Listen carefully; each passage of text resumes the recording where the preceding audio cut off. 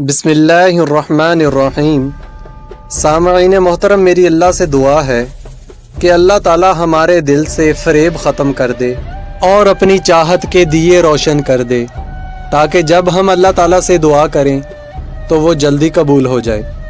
حضرت عثمان خیر آبادی رحمۃ اللہ علیہ ایک بزرگ گزرے۔ ان کی ایک دکان تھی۔ ان کی عادت تھی کہ جب کوئی گاہک آتا اور اس کے پاس کبھی کوئی کھوٹا سکہ ہوتا تو وہ پہچان تو لیتے، مگر پھر بھی وہ رکھ لیتے اور سودا دے دیتے۔ اس دور میں چاندی کے بنے ہوئے سکے ہوتے تھے اور سکے گھسنے کی وجہ سے کھوٹے کہلاتے تھے۔ وہ کھوٹے سکے جمع کرتے رہتے۔ ساری زندگی یہی معمول رہا۔ جب موت کا وقت قریب آیا تو آخری وقت انہوں نے پہچان لیا۔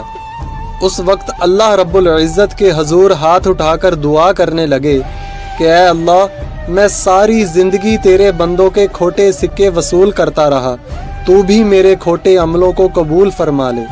سبحان اللہ کہ ہمارے بزرگان دین محبت الہی کے رنگ میں ایسے رنگے ہوئے تھے۔